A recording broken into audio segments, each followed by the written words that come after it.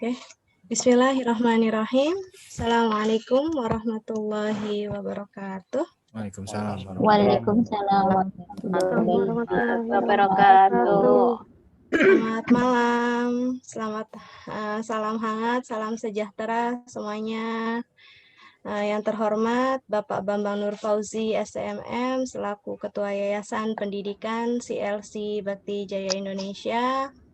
Yang terhormat Bapak Aris Kurniawan SEMHU selaku jurnalis dan Ketua Program Studi Kewirausahaan Fakultas Ekonomi dan Bisnis Universitas Muhammadiyah Gresik. Yang terhormat Bapak Beni Dwi Komara SSIMM selaku dosen Fakultas Ekonomi dan Bisnis Universitas Muhammadiyah Gresik.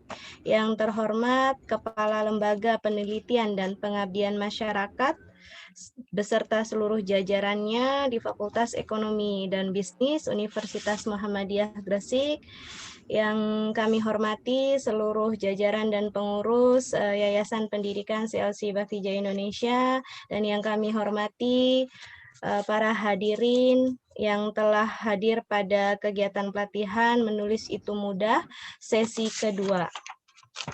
Innal hamdalillah nahmaduhu wa nasta'inuhu wa nastaghfiruhu wa na'udzu billahi min syururi anfusina wa min sayyiati a'malina may yahdihillahu fala mudhillalah wa may yudlil fala hadiyalah wa asyhadu an la ilaha illallah wahdahu la syarikalah wa asyhadu anna Muhammadan abduhu wa rasuluh.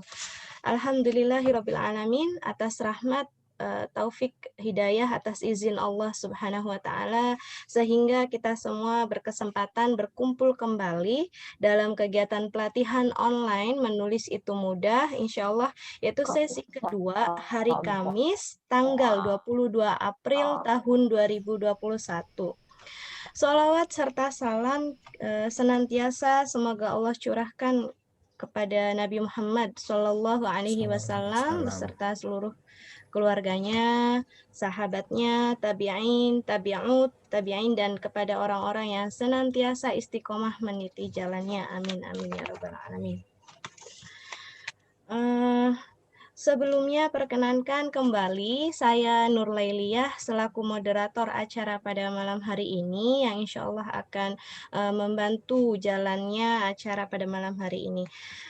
Kemudian perkenankan kembali saya untuk memperkenalkan pemateri pada sesi kedua hari ini, yaitu Bapak Aris Kurniawan SEM HUM.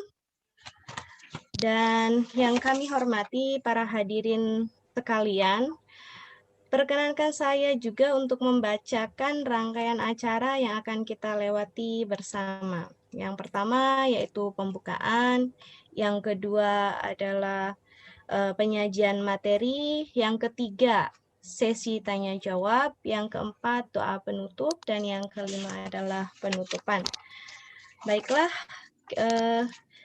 marilah kita bersama-sama memulai kegiatan pelatihan online ini dengan membaca doa menurut agama kepercayaan masing-masing. Berdoa dimulai.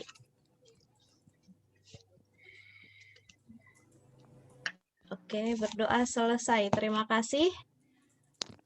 Kita langsung saja memasuki pada sesi acara selanjutnya, yakni penyampaian materi oleh Bapak Aris Kurniawan. Kepada beliau kami persilahkan. Baik, terima kasih atas waktu yang diperkenankan oleh moderator Ibu Lia. Assalamualaikum warahmatullahi wabarakatuh. Waalaikumsalam. Waalaikumsalam warahmatullahi wabarakatuh. Alhamdulillah, asyhadu an la ilaha illallah wa asyhadu anna Muhammadar Rasulullah. Allahumma sholli ala Muhammad wa ala Muhammad. Alhamdulillah, kita senantiasa panjatkan puji syukur kehadirat Allah Subhanahu wa taala. Hingga saat ini kita masih diberi kenikmatan iman, Islam, dan kesehatan sehingga dapat melaksanakan aktivitas yang mana di bulan suci Ramadan ini kita juga alhamdulillah masih dapat diperkenankan untuk menimba ilmu. Salam dan salawat kita sampaikan kepada Nabi Muhammad SAW, para warga dan para sahabatnya.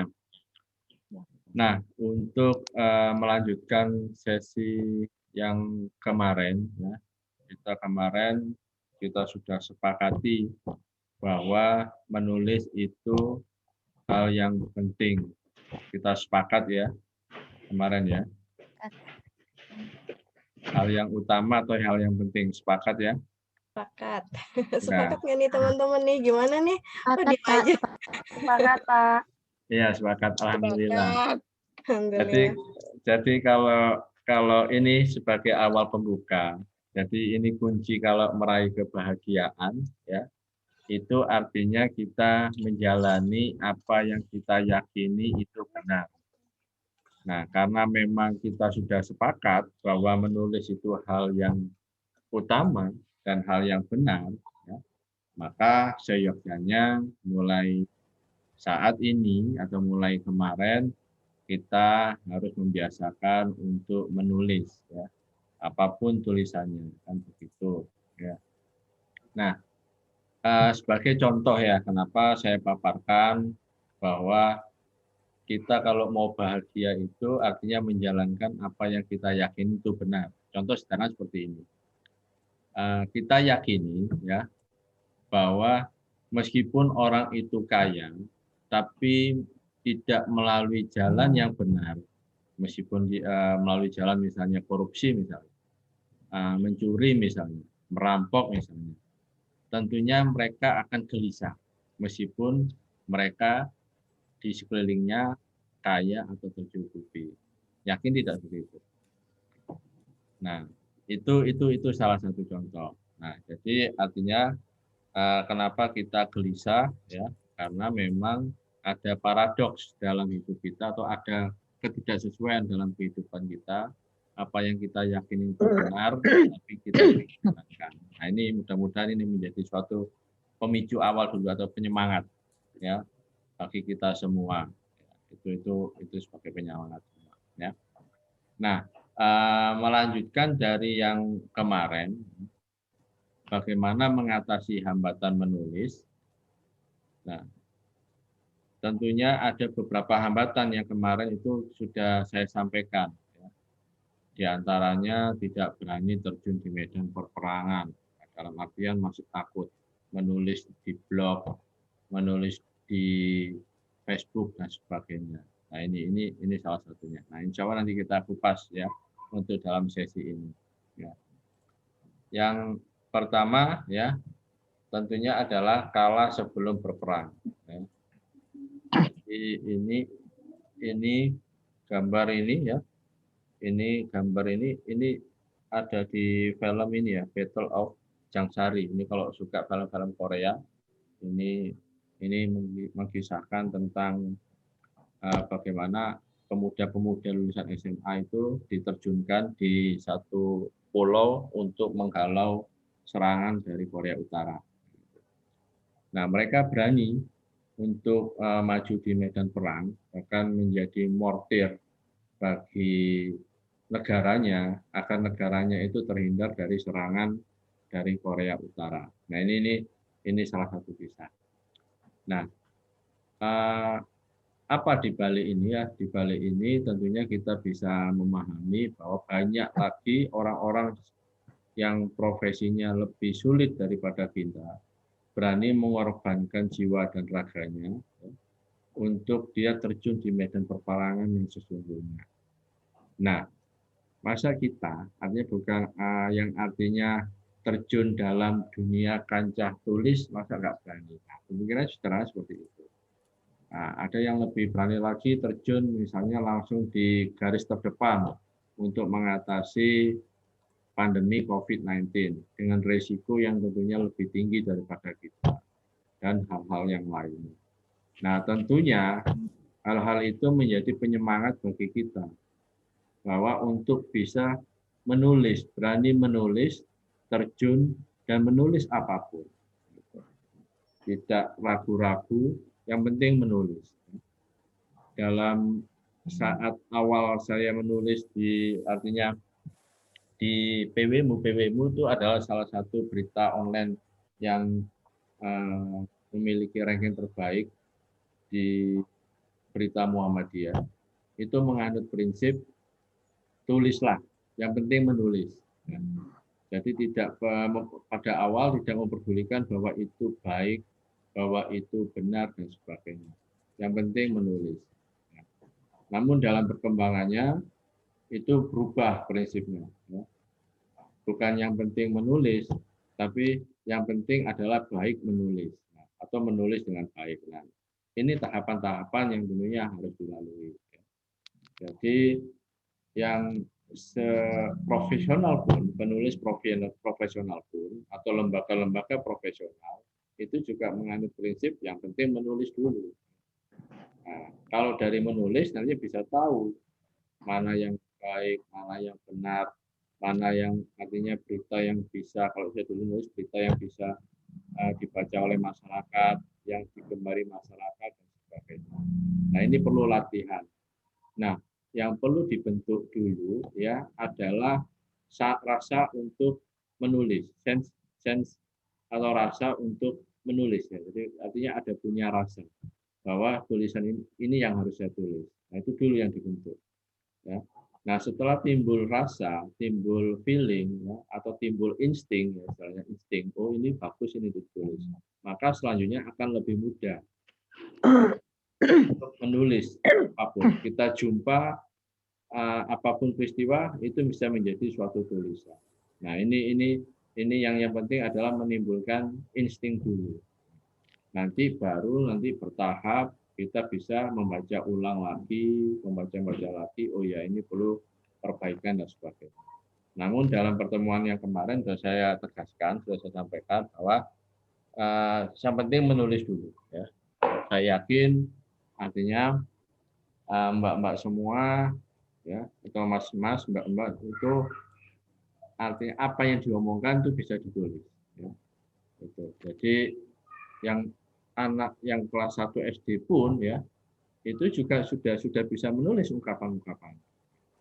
Itu pun nggak masalah. Ya, artinya anak saya juga beberapa paragraf itu sudah bisa menulis dia ungkapan-ungkapan, rasanya dia berteman dan sebagainya. Itu ditulis saja. Itu. Nah itu yang penting itu di situ dulu. Ya. Nah itu yang perlu kita tanamkan, yang perlu kita pahamkan. Ya. Jangan ragu-ragu ya langsung untuk terjun untuk bisa menulis. Ya. Selanjutnya, tips selanjutnya, loh, saya nggak punya ide. Ya. Apa ya ide untuk nulis ya? Ya. Kok artinya sampai miskinnya nggak ada yang ditulis ya? Padahal juga dalam Al-Quran itu yang artinya disebutkan ya, kita kalau menulis ilmu Allah ya, seluruh lautan yang ada di dunia ini untuk menulis ilmu Allah ya, sampai kayu-kayunya yang dibuat untuk pena, untuk ibaratnya penanya itu tintanya itu lautan ya, dan penanya seluruh kayu-kayu yang ada di hutan ya, atau kertasnya seluruh kayu-kayu yang ada di hutan di dunia ini ya, itu tidak akan habis ya, diterjunkan atau dibuat yang sama lagi 2 kali lipat 2 kali lagi ya juga tidak akan habis ilmu Allah itu.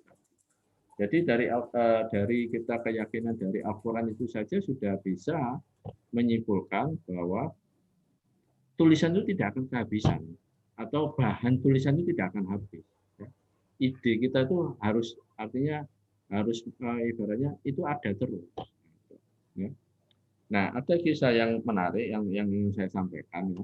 Pada saat waktu rapat reporter atau rapat wartawan ya, itu pada saat itu harga cabai itu melonjak naik. Artinya memang dari dulu cabai itu kan ada ya pada saat tertentu harganya melonjak naik. Itu kisaran di tahun 2000-an ke atas, tahun 2000 ke atas ya. Nah, pada rapat itu disampaikan ada seorang wartawan perempuan, dia ya rekan kerja saya menyampaikan apa yang saya tulis ya, karena juga cabai juga tidak ada, kemudian stoknya tidak ada, yang ada itu adalah cabai kering. Karena memang harga cabai itu naik, maka pedagang cabai itu menjemur cabainya, mengeringkan cabainya dan menjual kembali. Ya. Terus agar apa? Agar cabainya itu tidak cepat busuk. Tujuannya seperti itu. Dan itu dijual lagi dan itu laku. Nah kemudian ya artinya disampaikan dalam forum rapat itu. Nah itulah yang bisa ditulis gitu loh. Jadi fenomena itu bisa ditulis bahwa karena harga cabai naik, ya, maka pedagang beralih menjual cabai kering dan itu laku. Nah, hal-hal itu yang terkadang ya, bukan ya kita anggap suatu hal yang biasa dan tidak bisa menjadi suatu tulisan, padahal itu penting untuk ditulis. Orang kepengen tahu.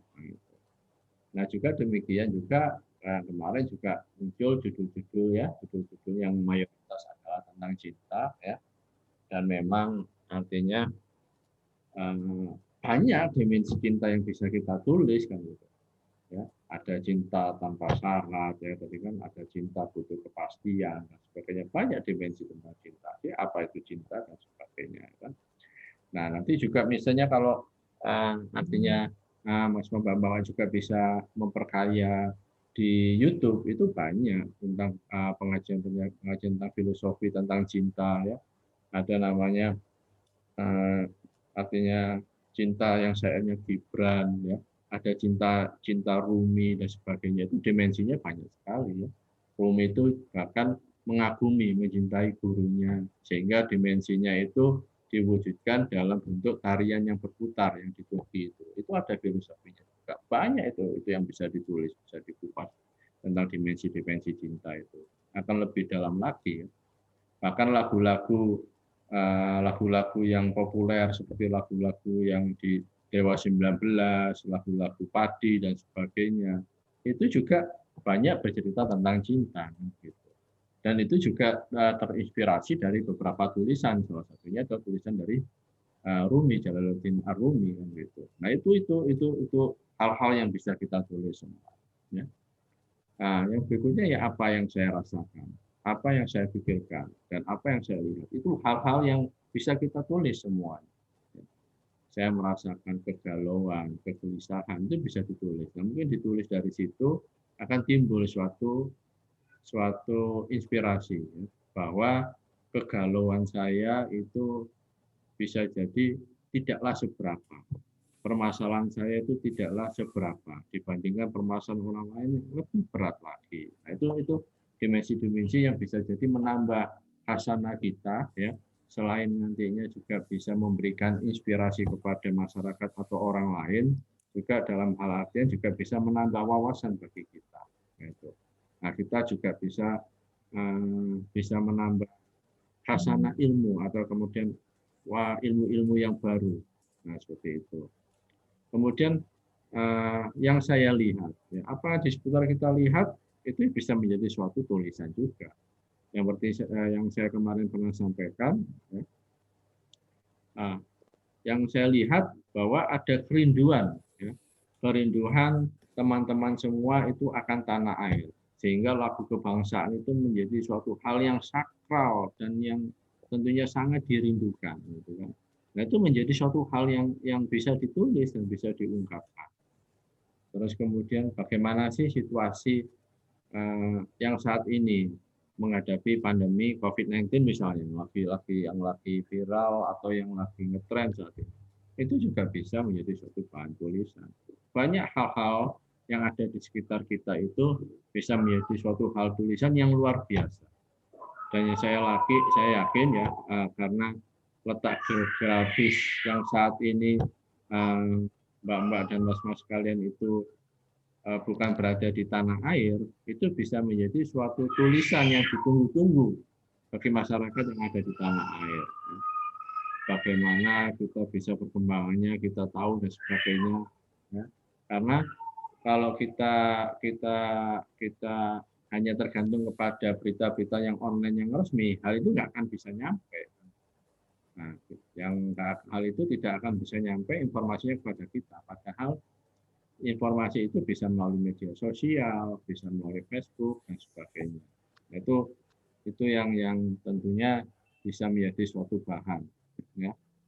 Kemudian bingung, ya. Kalau masih bingung ya ada suatu ya ide-ide apa sih seputarannya yang terjadi saat ini.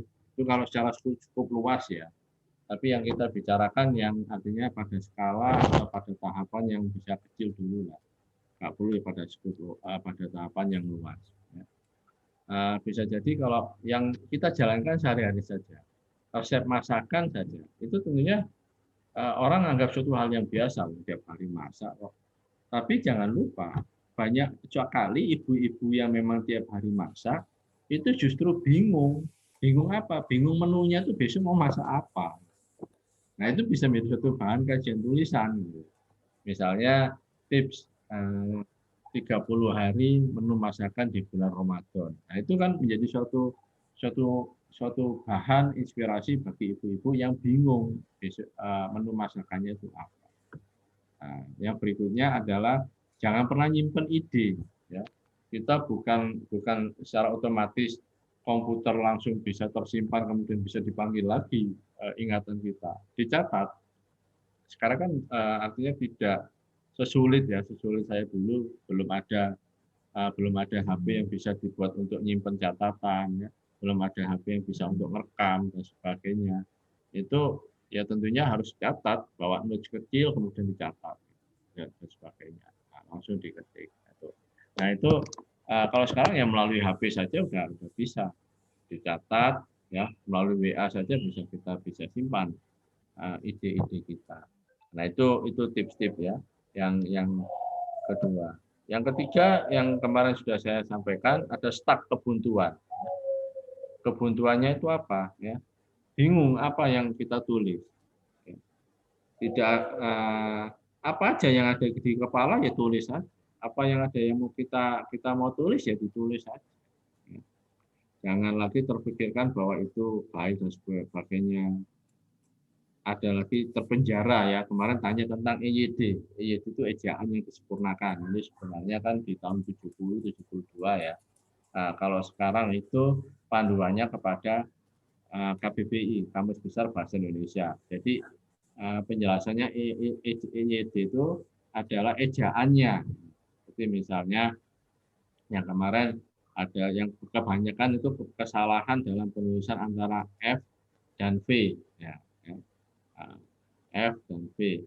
V itu terletak di mana, F itu terletak di mana, dan bagaimana penulisannya itu kebanyakan juga terjadi miss gitu kan.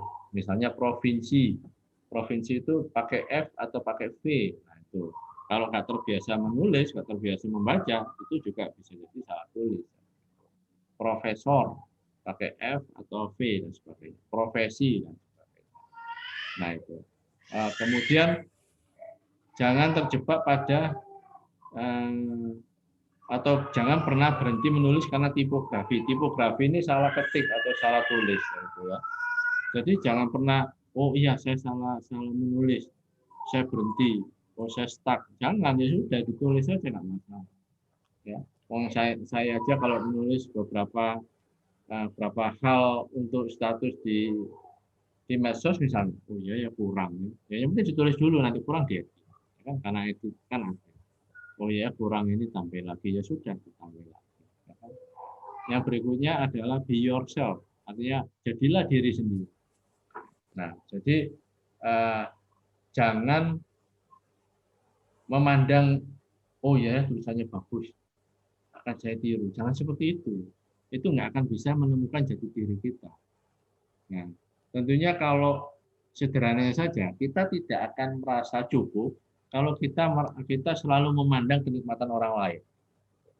Oh iya, ya, situ enak, gajinya gede, kemudian pekerjaannya tidak berat, fasilitasnya bagus dan sebagainya, jam kerjanya tidak padat dan sebagainya. Nah itu tentu kita akan tidak bisa merasakan kenikmatan yang kita alami sendiri atau yang ada pada diri kita. Demikian juga kalau menulis ya.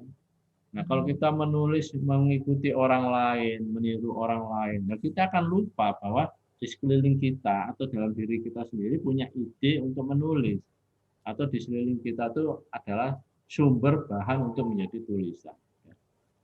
Ada hal yang menarik ya, yang artinya menjadi suatu gambaran yang menarik ya, yang tentunya itu bisa menjadi suatu introspeksi ya bagi diri kita. Ada seorang yang bijak atau ikan tua yang bijak menyatakan bahwa air itu adalah sumber kehidupan bagi kita. Air itu adalah sumber kebahagiaan bagi kita. Kalau tidak ada air, maka ya, kita semua akan mati. Nah, ikan bijak itu mengatakan itu kepada seluruh ikan yang ada di sungai. Nah, ada seekor ikan muda, itu dia lari berenang ke sana kemari, mencari mana itu air. Ya. Kok kalau misalnya kita nggak ada air, kita akan mati. Kalau kita tidak ada air, kita tidak akan bahagia. Dia mencari mana itu air. Nah, lantas setelah mencari ke sana kemarin, dia bertanya kepada orang tuanya tentang pernyataan ikan tua yang bijak tadi.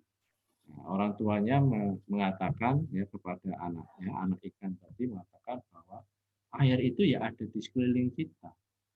Nah, karena memang ikan itu kan masuk di air ya nggak terasa, ya sama seperti kita. Ya. Kita itu tidak merasakan bahwa kebahagiaan atau ide menulis itu ya memang ada di sekeliling kita. Nah, kita bingung mencari ke sana kemari, ke sana kemari, nah, seperti itu. Nah itu. Jadi jadilah diri sendiri. Nah ada juga ini bukan analogi ya, cerita tentang Robiatul Adawiyah. Robiatul Adawiyah itu adalah seorang sufi wanita yang terkenal. Itu juga ini dalam dimensi mencari kebahagiaan, dimensi mungkin bisa juga mencari ide dan sebagainya ya. Ada kunci yang hilang ya di dalam rumahnya. Karena rumahnya itu dia gelap, nah, namanya juga sufi ya. Rumahnya sederhana, penerangannya tidak seperti yang sekarang saat ini, maka dia mencari kunci itu di luar rumah. Nah, kenapa mencari kunci di luar rumah? Karena di luar itu terang. Di luar itu terang, sehingga dia mencari kuncinya di luar rumah. Akhirnya ada yang orang bijak menegur, nah mengapa kok mencarinya di luar? Ya si Robiatul Adawiyah menjawab, ya di sini terang, maka saya cari. Bukan begitu carinya. Cara mencarinya adalah terangilah rumahmu sehingga kuncinya ketemu. Artinya apa? Artinya kalau kita mencari suatu ide, ya, atau kalau di sini dimensinya kebahagiaan atau ide dan sebagainya, ya, terangilah diri kita dulu. Ya. Jadi bukan mencari keluar, misalnya ke sana, kemari dan sebagainya. Terangi kita dulu. Setelah kita terang, maka akan ketemu ide-idenya. Nah, kalau menerangi diri kita bukan mesti harus pakai lampu dan sebagainya ya. Nah, dengan kita berdiskusi dalam forum Zoom seperti ini, itu kan adalah dalam rangka untuk menerangi diri kita. Nah, itu. Nah, setelah kita terang, oh ya, apa yang disampaikan Pak Aris itu seperti ini. Apa yang disampaikan Pak Beni kemarin itu seperti ini. Nah, demikian juga apa yang saya baca itu seperti ini. Nah, itu tadi akan jumpa ide-ide dan sebagainya. Nah, tentunya artinya semakin kita bisa menambah ilmu, menambah wawasan, nah tentu kita bisa untuk bisa menyampaikan. Ya. Sama halnya kita dalam artian tulisan itu kan memberitahu kepada orang lain. Nah, memberitahu itu bisa jadi kita samakan ya, diri kita itu sebagai seorang guide, seorang pemandu wisata. Jadi kalau kita tidak tahu arah tujuan atau rute jalan tempat wisata itu, nah, maka tentu kita tidak bisa menunjukkan. Nah, sama halnya tentunya saya tahu jalan rute wisata yang ada di Gresik misalnya. Tapi saya tidak tahu ya rute wisata yang ada di Taiwan. Jadi mbak-mbak mas-mas yang tahu. Ya, jadi nggak semua orang itu juga paham, ahli dan sebagainya. Ya, saya bisa jadi paham di bidang saya. Nah, sama seperti artinya rute wisata tadi. Nah, oleh karena itu, jadi tidak jangan minder. Ya. Artinya jenengan semua itu punya suatu keunggulan, sudah punya suatu pengetahuan, punya ilmu yang tidak dimiliki oleh orang lain. Nah, itulah yang bisa ditulis. Apa sih yang bisa kita tulis, suasananya ataupun perasaannya dan sebagainya. Itu tadi.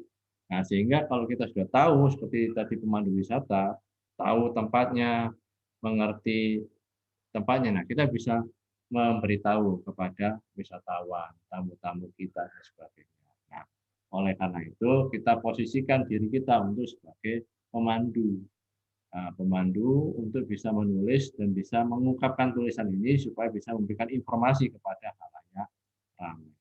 Nah, supaya menjadi pemandu yang baik tentunya harus mengetahui seluk-beluk tempat wisata, mengetahui rute wisata, mengetahui tentang informasi tempat wisata kalau kita seorang pemandu wisata. Nah, itu contohnya ya. Kemudian terusan menulis ya. Nah, jadi yang penting pokoknya kita tulis saja.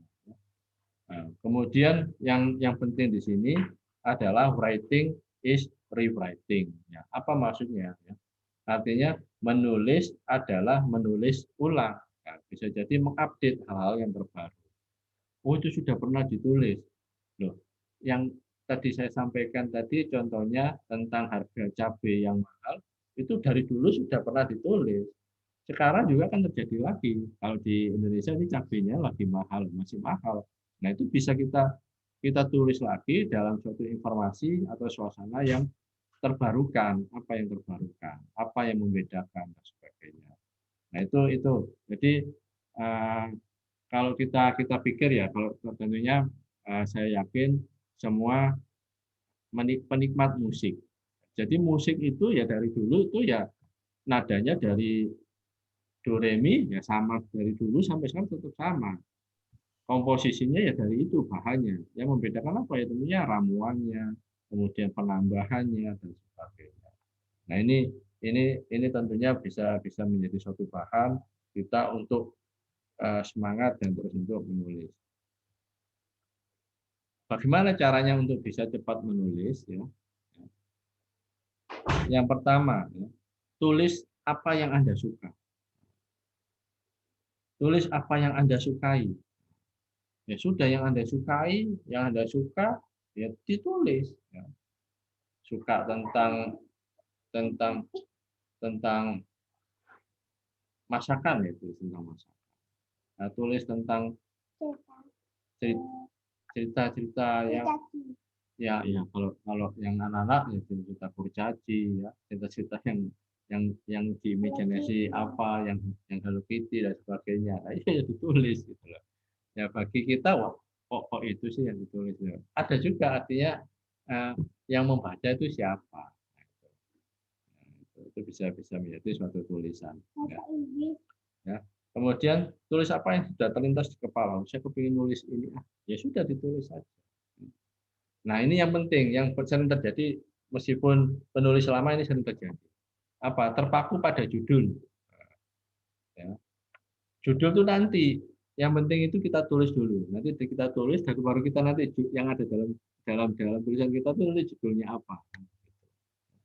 Jadi jangan terpaku pada judul, jangan terpenjara pada judulnya, ditulis saja. Ya, tulis misalnya kemarin banyak yang topiknya tentang cinta, ya ditulis saja. Nanti muncul nanti pembedanya. Ini cinta apa? Nah, cinta apa? Cinta yang terbelenggu, cinta yang tertunda dan sebagainya. Nanti jangan terpaku pada judulnya, nanti muncul sendiri yang menonjol yang pakai. Kemudian jangan membaca berulang-ulang. Tulis, diketik, dibaca lagi. Benar enggak ya? Mati nanti ide kita, tidak akan jalan. Diselesaikan dulu semua. Nah, nanti kita baca ulang lagi. Kira-kira mananya kurang tepat, mananya tulisan salah. Ya. Kemudian jangan terpaku di buku.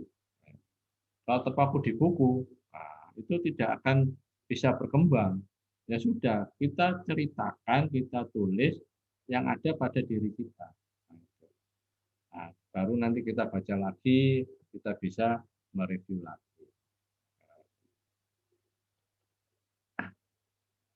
Bagaimana biar menarik untuk menulis? Ya? Ini saya bagi 4 ya dalam tulisan itu. Ya. Ada judul, ada lead ini pembuka. Terus kemudian nanti di dalamnya juga bisa jadi teaser.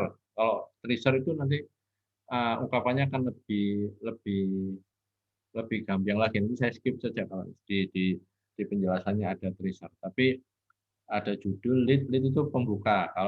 Kalau misalnya ada kalimat pembuka di awal tulisan itu namanya lead. Biasanya kalau lead itu atau pembukanya itu jangan menggunakan kata-kata atau kalimat yang membosankan. Ya. Misalnya sejak zaman dahulu. Nah, kita kan sering seperti itu. Waktu diceritain zaman dahulu kala. Itu kan artinya ya, itu hal-hal yang sudah lazim dan membosankan. Cari yang kalimat-kalimat yang baru. Nah, itu. Misalnya saja yang baru itu waktu tidak akan terulang kembali. Itu. Saya pernah punya atasan ya, yang memang saya dulunya dia jurnalis, ya, sampai sekarang juga jurnalis, tapi tidak terikat program jurnalis karena juga sebagai dia sekarang profesinya terikat pada dosen. Ya. Nah, itu kalau menceritakan ada pembunuhan atau karena memang wartawan kriminal ya yang bos saya itu atau ada mayat yang ditemukan, itu lead-nya atau awal tulisannya pasti seperti ini. Mayat itu yang terbujur kaku. Ya, memang dari dulu itu mayat terbujur kaku. Yang mungkin bisa jadi ada yang hal-hal yang lain dari kalimat-kalimat yang lain yang bisa menjelaskan. Nah, misalnya langit pun mendung atas ditemukannya mayat itu. Berarti alam itu juga bersedih. Nah, itu bisa menjadi suatu hal-hal yang pembeda. Apa saja yang kita rasakan, ya kan gitu. Atau masyarakat atau mayat itu ditangisi oleh banyak orang. Nah, itu kan itu menunjukkan bahwa mayat itu adalah orang yang baik dan sebagainya. Nah, itu bisa menjadi suatu hal yang berbeda. Ya. Oke, ada body itu badan tulisan, kemudian penutup. Ya. Judul itu bagaimana ya? Judul itu yang unik gitu. Kalau ada judul yang unik atau yang nyeleneh ya, tentunya akan hal itu menarik untuk pembaca. Jadi ada daya pikat pembaca kalau kita membaca judul-judul yang unik. Ya. Ini contoh yang saya berikan itu di sini Mbak-mbak atau Mas-mas yang ada yang berasal dari Batak nggak? Atau dari Sumatera Utara? Ayo silahkan dibuka mikrofonnya. Ada nggak yang dari Sumatera Utara? Dari Nggak Batak? ada, Pak. Oh, nggak ada ya. Nah, Orang Sumatera kaya-kaya, Pak. Nggak ada yang jadi PMI. oh banyak. Orang Sumatera Utara itu yang ada yang di pegunungan itu juga tidak kaya-kaya. Yang ada yang di gunung-gunung juga tidak kaya-kaya. Jadi tidak seperti itu. Bisa jadi dia di daerah yang lain, mungkin juga tidak ke Taiwan, tapi perginya ke terminal. Jadi seperti itu ya. Oh iya. Nah itu, jadi jangan dianggap semuanya kaya. Jadi kalau mungkin kita perginya ke Taiwan untuk mencari rezeki, kalau di Sumatera Utara dia perginya ke terminal kan gitu. Gitu. Nah itu ya. Jadi kalau Sumatera Utara itu kan kalau memanggil paman itu kan tulang ya. Nah, ini ada judul yang misalnya yang menarik ya. Kalau memanggil paman itu tulang. Ya, tulang itu adalah paman laki-laki dari ibu. Nah, itu. Tulang itu paman laki-laki dari ibu. Kalau bisa panggil itu tulang. Itu. Kalau dari ayah itu manggilnya udah kan gitu. Nah, Jadi tulisannya itu bisa jadi menarik seperti ini misalnya. Biasanya kan anjing itu menggigit tulang kan begitu kan. Nah, itu. Anjing itu menggigit tulang. Nah, kalau berita itu berada di Sumatera Utara loh, tulang itu digigit anjing, maka bisa jadi nanti anjing itu menggigit tulang, tulang itu tulang itu memukul anjing kan gitu.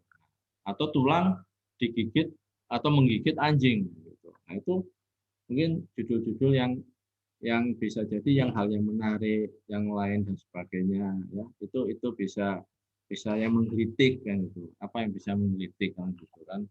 Gitu.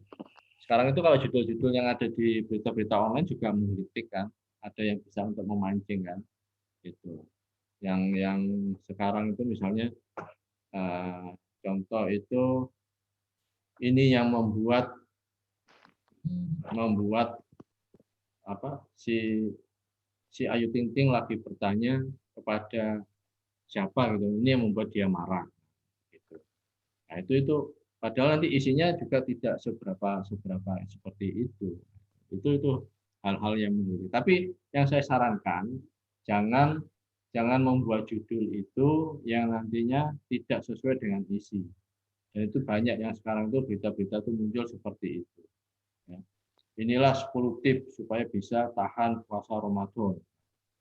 Nah, ternyata hanya sampai 7 atau 6, 3-nya mana. Nah, ini yang perlu dihindarkan. Yang penting bisa unik, nyeleneh, meneliti dan sebagainya. Yang menarik apa? Yang berikutnya adalah, nah ini teaser. Kalau teaser saya itu aja ya, saya lewatkan dulu ya, karena juga ini aja sebagai gambaran itu. Teaser itu sebagai tulisan promosi sebuah buku. Nah, kalau di film itu ada trailer, di film juga ada teaser. Tapi bedanya tuh teaser itu menampilkan hal yang menarik, tidak menceritakan atau menggambarkan plot alur ceritanya. Tapi kalau trailer itu dia cuplikan tapi menggambarkan plot alur ceritanya. Nah, itu aja gambarannya. Nanti saya tidak akan bicara lebih dalam lagi. Yang penting bisa ya ini supaya sebagai pengetahuan. Yang berikutnya adalah body atau batang tubuh atau isi tulisan. Ya. Isi tulisan yang pertama bertuturlah dengan runtut. Nah, saya menggunakan kata-kata bertuturlah bukan menulislah ya. Jadi bertuturlah karena biasanya apa yang ada di pikiran kita, kemudian itu apa yang kita omongkan itu kita tulis. Pengalaman saya untuk menulis beberapa tulisan, terutama dari narasumber, ya itu kalau narasumbernya itu baik, maka tulisan kita akan menjadi baik. Kalau narasumber itu enak bicaranya, itu runtut, bertuturnya enak, tidak terlalu cepat dan sebagainya. Nah, kita menulisnya akan lebih enak. Nah, makanya itu juga harus runtut. Nah, runtut bagaimana ya? Topik-topiknya atau alurnya itu ya runtut. Gitu. Nah, kalau kita cerita tentang tadi contohnya adalah cerita tentang masakan, ya harus runtut. Dari mana kita mulainya? Ya. Kalau misalnya masak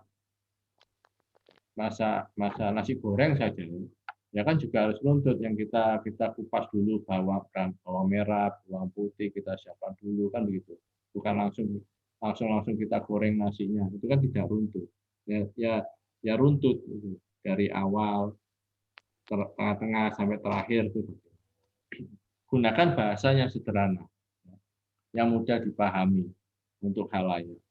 Nggak perlu menggunakan bahasa-bahasa yang tentunya tinggi-tinggi. Misalnya kalau saya menyebutkan tentang fenomena alam, kelihatannya keren. Tapi kalau dibaca sama semua orang bingung, fenomena itu apa ya? Apa ya fenomena itu? Kalau misalnya kata fenomena alam itu muncul di tulisan, kemudian saya ganti. Misalnya saja, langsung kepada definisi yang lebih jelas. Ya. Langit lagi mendung. Ya. Hujan mulai, awan mulai menggulung. Ya kan?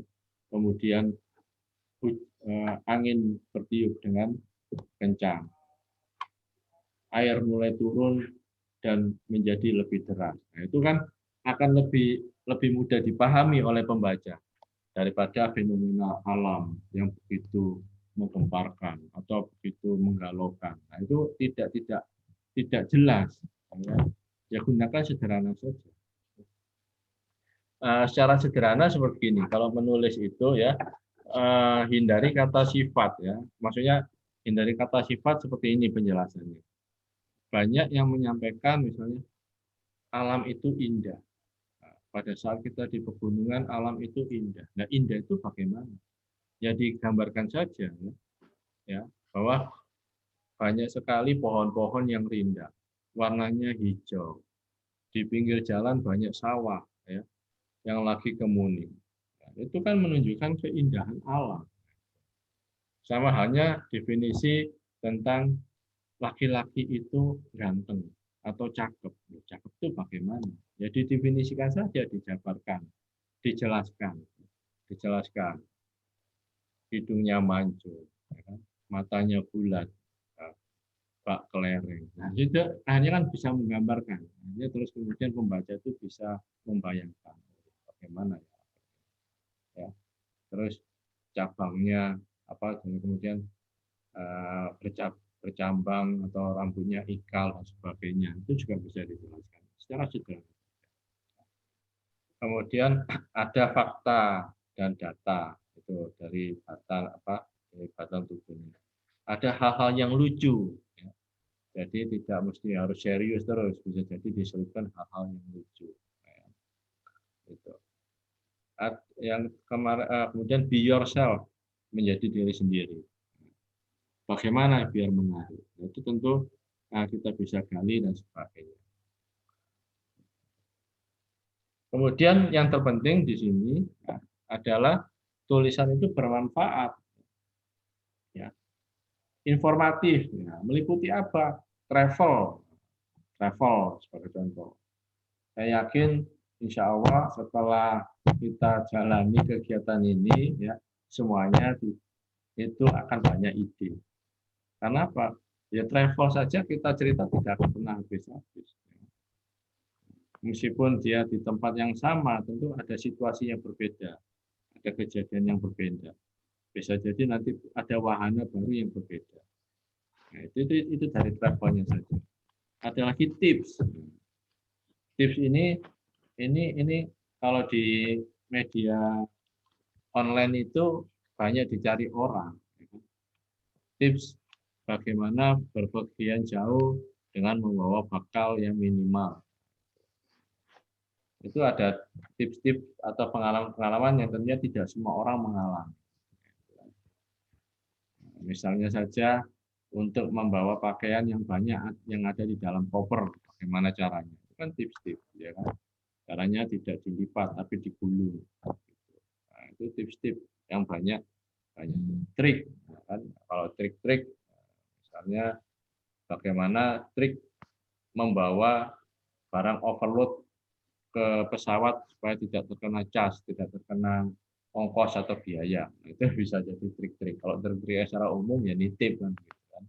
Cari penumpang yang memang tidak membawa barang yang banyak, kemudian nitip. Nah, itu salah satu contoh trik-trik ya. How to bagaimana. Nah, itu kan kalau bagaimana itu ya masuk di tips, trik, ya, kan? Bagaimana wajah itu bisa terlihat cerah. Itu kan juga tips trik juga bisa.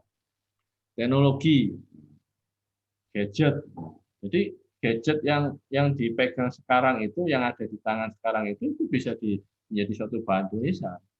Karena bisa jadi gadget yang Mbak atau Mas pegang saat ini itu tidak semua orang memiliki. Itu bisa jadikan suatu tulisan tersendiri. Ya, bagaimana kualitas suaranya, kualitas gambarnya, bagaimana selfie. Ya, tadi teknologi bisa bagaimana pengalaman pertama menggunakan Zoom, apa bedanya dengan Google Classroom dan sebagainya. Itu menjadi suatu bisa tulisan health, kesehatan. Nah, itu juga bisa bagaimana cara kita bisa menjaga stamina supaya bisa lebih stabil sepanjang hari. Nah, ini banyak hal-hal yang bisa kita tulis, bisa kita sampaikan, ya, tidak terpaku kepada orang lain. Nah, yang ada di dalam diri kita, yang ada di sekitar kita itu menjadi satu bahan semua. Yang jelas bahwa tulisan bermanfaat itu ya bisa kita bagikan pengalamannya kepada halayak ramai, kemudian kita tuliskan untuk pembaca, karena kalau diomongkan saja kan terbatas. Ya. Ini saja yang acara seperti ini saja itu bisa nanti kita bisa tayangkan lagi di YouTube. Ya, kemarin juga sudah saya share di YouTube. Nah, itu juga bisa menjadi suatu bahan lagi untuk bisa menjadi agar bisa lebih bermanfaat. Ada aktual, ya, aktual atau novelty itu kebaruan, hal yang baru itu apa dibandingkan yang sebelumnya. Itu yang poin-poin yang tentunya bisa membuat tulisan itu bermanfaat. Ya.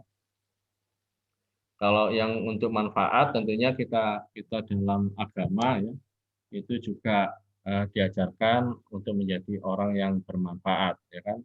Karena Rasulullah juga menyampaikan ya khairun nas anfa'uhum linas. Jadi sebaik-baik manusia itu adalah yang bermanfaat bagi orang lain. Nah, cara bermanfaat itu ya tidak hanya pada secara sempit itu hanya menolong orang, hanya secara sempit itu hanya bisa membantu masyarakat yang ada di sekitar kita, bukan hanya seperti itu. Kita menulis, kemudian tulisan itu bisa memberikan manfaat bagi orang lain, nah itu akan menjadi hal yang bermanfaat. Bahkan kalau dibaca oleh ribuan orang, kemudian ribuan itu menjalankan apa yang dituliskan kita itu hal yang baik, pahalanya juga mengalir bagi penulis dan tidak terkurangi sedikit pun pahalanya. Nah, itu hal-hal yang menjadi penyemangat bagi kita untuk menulis. Nah, itu. Ya, karena tulisan itu juga terus tetap ada. Nah, demikian yang saya sampaikan untuk pemaparannya. Seperti biasa, saya harapkan ada tanya jawab ya. Kemudian kita bisa lebih sharing atau bisa komunikasi terhadap hal-hal untuk penulisan ini. Terima kasih. Saya kembalikan ke moderator ya, Bu Lia. Assalamualaikum warahmatullahi wabarakatuh. Waalaikumsalam warahmatullahi wabarakatuh. Warahmatullahi wabarakatuh. Alhamdulillahirrabbilalamin. Terima kasih Bapak Aris Kurniawan atas pemaparan materinya yang sangat menakjubkan sekali dan juga insya Allah menambah keilmuan untuk kita semua yang hadir pada malam hari ini. Baiklah, kita akan memasuki ke sesi selanjutnya, yaitu sesi tanya-jawab. Dan insya Allah peraturannya masih sama seperti hari kemarin, yaitu jika ada peserta yang ingin mempertanyakan materi yang telah disampaikan oleh Bapak Aris, gitu ya, ada hal-hal yang kurang dipahami, silahkan menyebutkan nama terlebih dahulu, lalu kemudian menyebutkan nama kotaknya, asal daerahnya ya. Silahkan untuk para peserta yang ingin mempertanyakan hal kepada Bapak Aris Kurniawan, kami persilahkan.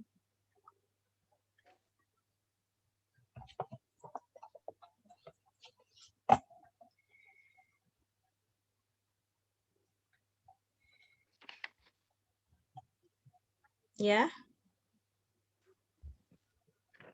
Tunjuk tangan atau chatting juga boleh. Iya, boleh ya. Jadi kalau tidak ada yang bertanya, nanti kami yang akan bertanya kepada para teman-teman semua ya. Ya, silahkan dibuka kameranya ya, biar kita lebih dekat dan mengenal satu sama lain. Barangkali ada di belahan dunia sebelah mana. Alhamdulillah, Masya Allah. Cantik-cantik semuanya ya yang ada di kelas pelatihan malam hari ini. Silahkan.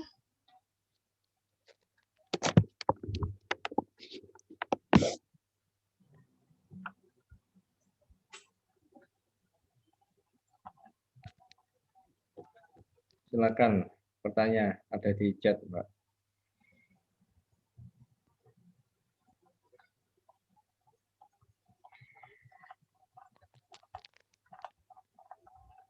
Sekedar informasi Bapak dan para hadirin semua, alhamdulillah dari kemarin sudah ada beberapa peserta yang sudah mengirimkan naskahnya melalui kami, dan insya Allah setelah sesi pelatihan selesai, yaitu selama 3 hari sampai besok malam, akan kita lihat satu persatu ya, akan kita cek satu persatu.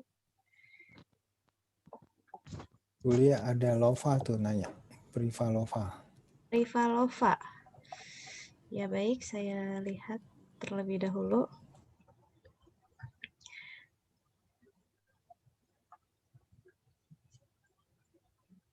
Itu pertanyaannya, dia izin bertanya. Oh, izin bertanya, mana sih? Oh iya, di sini Mbak Priva Lova, tulisannya kecil ya. Saya ada apa ini? Ya, silahkan Mbak Priva Lova ingin bertanya. Ada Mbak Nisa Ulstiani juga tuh Bu, lihat. Ya, Mbak Nisa Ulstiani terlebih dahulu ya. Beliau meminta tipsnya agar tulisan kita bisa mempunyai rasa, bisa mempunyai emosi. Seperti itu Bapak, mohon jawabannya Bapak. Baik, terima kasih ya. Jadi yang biasanya dalam ya, semua orang itu akan memiliki gaya tulisan yang berbeda satu sama lain. Jadi tidak akan sama tulisan antara orang satu dengan orang lain terhadap gaya tulisannya, kemudian gaya itu tergantung pada diri kita biasanya dalam tutur kita dan sebagainya. Nah, berkaitan dengan rasa, tentunya kan rasa itu tentunya begini saja, kita gambarkan dalam bentuk kalimat itu yang seperti saya jelaskan, dijabarkan saja definisinya, kita gambarkan saja.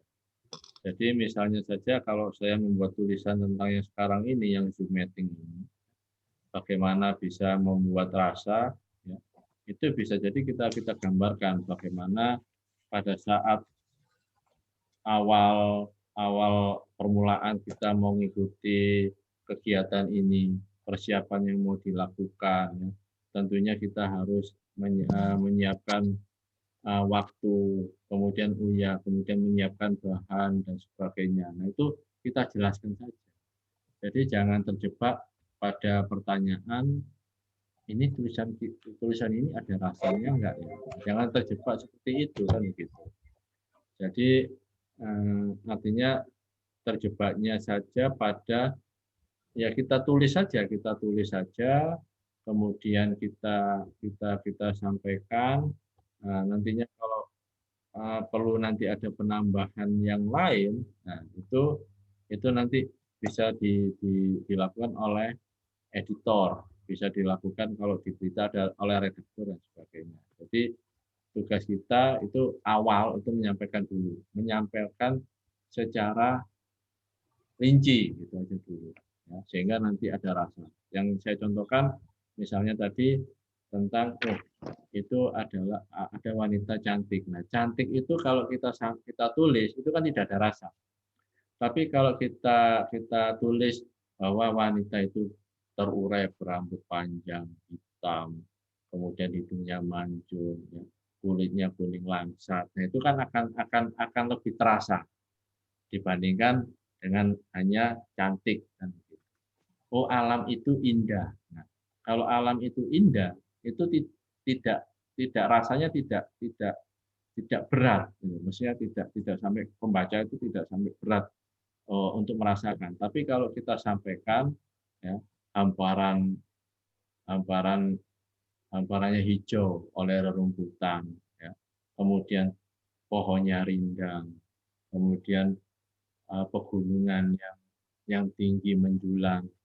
Nah, itu tentu akan membawa rasa. Pembaca itu akan membayangkan bagaimana. Jadi antara pembaca satu dengan pembaca yang lain itu akan berbeda membayangkan gunung yang menjulang itu bagaimana. Nah, Karena bayangan itu menurut pemikiran atau pandangan masing-masing pembaca itu jadi akan menimbulkan rasa. Itu. Sehingga jangan heran kalau sudah membaca novel, kemudian novel itu difilmkan, terus kemudian kita melihat filmnya, itu seolah-olah oh ini tidak seperti di novel. Ya karena memang berbeda. Karena film itu digambarkan sesuai dengan gambaran sutradaranya.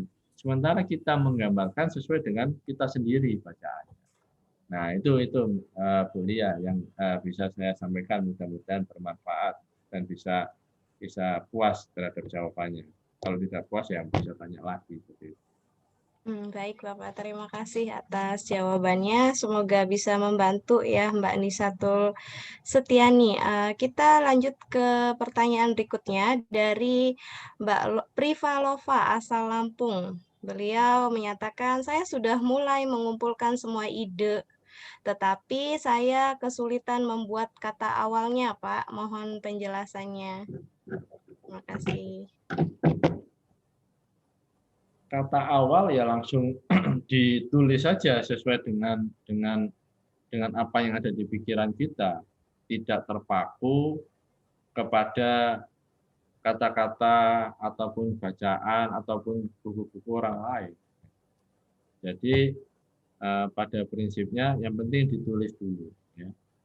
Saya tidak kepingin idenya apa sih gitu, supaya nanti bisa saya berikan contohnya. Apa misalnya yang awalnya kesulitannya. Tadi Mbak siapa? Mbak Privalova. Idenya apa? Idenya apa Mbak? Boleh diberitahu? Supaya bisa memberikan contoh. Kira-kira apa yang bisa saya bantukan? Silahkan ketikkan di chat box Mbak. Atau kalau memungkinkan ngomong langsung juga nggak apa-apa. Kita bisa ngobrol atau komunikasi. Mungkin saat ini beliau masih bekerja, Bapak, jadi tentang kehidupan pribadi. Iya, tentang kehidupan pribadi. Ya bisa membuat kalimat-kalimat yang lazim ya, misalnya katakanlah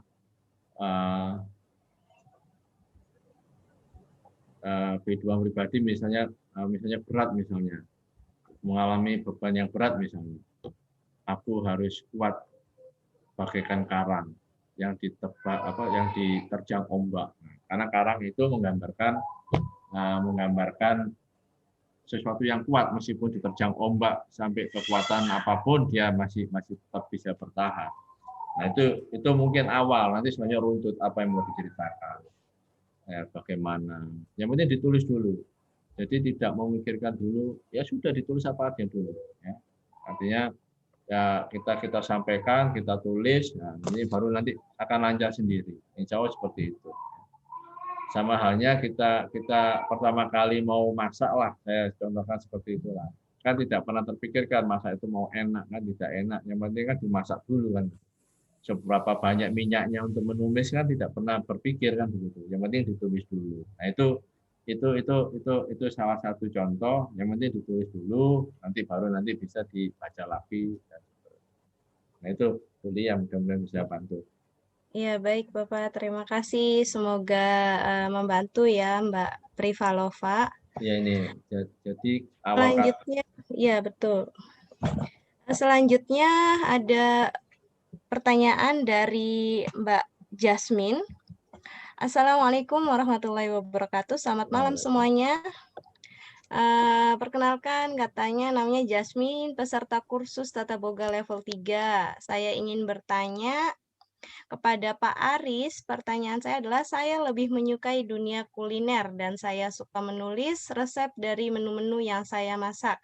Dan saya tertarik untuk punya blog kuliner sendiri. Pertanyaannya, bagaimana bisa menjadi blogger yang keren dari segi penulisan, tata bahasa, dan penampilan blog kita itu? Seperti itu Bapak kurang lebihnya. Sehingga mungkin lebih menarik ya. Mohon penjelasannya Bapak. Iya. Saya juga di rumah itu masak ya, juga di rumah masak, kemudian juga saya membuka beberapa artikel tentang masak, alamat website tentang masak. Dari pengalaman itu ada beberapa masakan atau resep, kemudian saya cocok, ada satu alamat yang cocok untuk resep masakan. Mengapa saya cocok? Karena dia menyampaikannya itu secara sederhana. Jadi secara sederhana itu dalam masakan itu tidak terlalu banyak penjelasan. Jadi dia yang pertama itu misalnya masakan itu bumbu-bumbunya dulu apa saja. Nah, usahakan bumbu-bumbunya itu yang sederhana, mudah diperoleh, dan tidak mengurangi rasa. Kan banyak juga bumbu-bumbu itu yang artinya yang banyak, kemudian sulit diperoleh, kemudian rasanya juga hampir sama juga. Nah, itu salah satu tips ya untuk kuliner ya menurut pengalaman atau pengamatan saya ya. Kemudian penjelasan berikutnya untuk caranya itu ya juga tidak terlalu panjang-panjang ya. Misalnya yang tidak perlu dijelaskan itu kita tulis, misalnya seperti ini. Cucilah terlebih dahulu dagingnya sebelum dimasak, atau cucilah terlebih dahulu sayur-sayurnya sebelum dimasak. Itu hal yang umum. Semua ibu-ibu itu tahu kalau sebelum masak itu pasti dicuci kan begitu. Atau ini perlu dicuci atau tidak kan begitu. Nah, itu salah satu contohnya atau triknya. Nah, soal resepnya ya apa yang kita sukai, apa yang kita suka ditulis saja. Nah, karena saya yakin ada juga yang pasti insya Allah ada pembacanya untuk kalau soal masak seperti itu. Nah, itu Bu Lia. Terima kasih Bapak, semoga membantu ya Mbak Jasmine. Berikutnya pertanyaan dari Mbak Mulyani. Buku tentang apa yang paling digemari publik, Bapak? Mohon penjelasannya. Terima kasih. Jadi kalau tulisan begini, itu bedanya ya antara seperti begini. Tulisan itu kalau misalnya kita contohkan dengan masakan, itu jangan terpikirkan menu apa yang paling digemari oleh masyarakat. Karena semua masyarakat itu suka terhadap menu semua masakan dan punya pasar masing-masing. Jadi tidak ada secara spesifik tulisan apa yang paling digemari. Nah, kalau tulisan tentang politik, ya ada juga pasar yang tentang politik sendiri. Tulisan tentang ekonomi atau bisnis atau kewirausahaan juga ada pasarnya sendiri juga. Jadi yang penting itu tulislah apa yang kita mampu, apa yang kita sukai. Jangan terjebak pada apa yang kita gemari, kan gitu. Itu yang penting di sana. Jadi seperti masakan itu bukan soal resepnya, tapi bagaimana cara kita menyajikan, melayani, pelayanannya, kemudian penampilannya. Nah itu Bu Lia, betul-betul bisa membantu. Jadi tidak terpaku ya, mesti harus bidang politik, mesti harus bidang kuliner atau bidang pariwisata atau travel dan sebagainya. Jadi tidak harus terpaku demikian. Nah itu Bu Lia yang bisa saya sampaikan. Jadi iya baik Bapak, terima kasih. Mungkin itu mengikuti sesuai dengan ide yang muncul pada saat itu ya Bapak ya. Iya. Jadi buku judulnya ataupun isinya itu bisa menyesuaikan dengan ide-ide yang keluar di kepala kita gitu, apa yang kita lihat, apa yang kita rasakan gitu, dituangkan langsung dalam sebuah tulisan gitu. Iya, seperti itu ya Pak. Ya, terima kasih Bapak atas jawabannya. Terima kasih Mbak Mulyani atas pertanyaannya. Di sini masih ada Bapak pertanyaan dari Mbak Teni Islamia. Assalamualaikum, saya Tania Islamiati dari Taipei. Bagaimana cara menyusun judul sesuai dengan cerita dengan baik? Terima kasih. Mohon jawabannya Bapak. Baik, terima kasih. Jadi judul itu adalah menggambarkan isi. Jadi isinya yang paling banyak diceritakan itu apa? Jadi yang penting itu adalah bikin dulu tulisannya, kemudian nanti kita baca, kira-kira yang kita tulis itu tentang apa? Itu bisa menjadi judul. Tapi biasanya judul yang baik di tulisan itu ada di awal-awal tulisan, jadi menggambarkan awal-awal tulisan. Jadi ada rumus piramida terbalik dalam tulisan. Jadi piramida terbalik itu hal-hal yang penting itu yang utama, itu yang ada di awal itu adalah rumus tulisan di tulisan untuk sebuah tulisan. Nah, jadi artinya judul itu kalau bisa bukan langsung bagian akhir, tapi yang di awal itu apa yang disampaikan. Jadi misalnya kita bikin judul tentang situasi Ramadan misalnya, Ramadan di Taipei misalnya kan gitu situasinya. Nah tentunya yang ada gambarannya itu apa dulu yang membedakan atau yang utama di sana. Misalnya takjilnya di sana itu yang utama apa. Nah bisa jadi takjil apa yang utama. Boleh bisa beri informasi ke saya apa misalnya yang menjadi yang utama yang di sana kalau Ramadan. Mungkin kita bisa tanya ke teman-teman yang hadir ya Pak ya, karena di sini sepertinya walaupun di Taiwan kita tetap nuansanya Indonesia. Iya, apa yang utama ya? Yang di sana Silahkan, silahkan teman-teman boleh bersuara mengeluarkan itu. Boleh cerita. Iya, boleh bercerita ya, silahkan. Bagaimana situasinya Ramadan di sana di Taiwan? Silakan. Assalamualaikum warahmatullahi wabarakatuh, Pak Aris. Iya, silakan. Waalaikumsalam warahmatullahi wabarakatuh. Saya Jumini dari Kediri, Jawa Timur.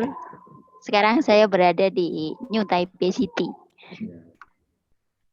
Ya, Ramadan di sini karena saya menjaga pasien yang kritis, jadi ya agak sulit, nggak bisa dibayangkan gitu. Ya, kalau malam itu harus begadang gitu sampai malam, kadang sampai pagi gitu.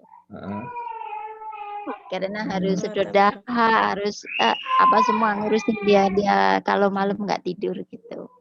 Jadi Ramadan di sini ya agak beda jauh dari di Indonesia dengan di Indonesia gitu. Kalau boleh saya tahu ya, Mbak Jumini, kritisnya itu bagaimana? Kritisnya sebab dia punya tumor otak. Jadi sekarang dokter itu sudah angkat tangan, tinggal ya istilahnya tinggal mungkin terkendala gimana ya menunggu waktu. Iya. Mbak Jumini. Gitu. Ya, mungkin dengar silakan nggak? Teman-teman yang lain dulu barangkali gitu. Apa sih menu yang biasa maksudnya nuansa yang ada di Taiwan ini ketika menjalankan ibadah puasa gitu? Apakah barangkali cuacanya lebih panas gitu, jadi tenggorokannya terasa lebih pahit dibandingkan ketika di Indonesia barangkali karena di luar kan kerjanya itu ya berat gitu. Ya silahkan, ayo. Mbak Elia, gimana nuansa Ramadan di Taiwan? Assalamualaikum warahmatullahi wabarakatuh. Saya Elia Diaktifkan terlebih dahulu itunya, mikrofonnya. Sudah kedengar. Udah terdengar.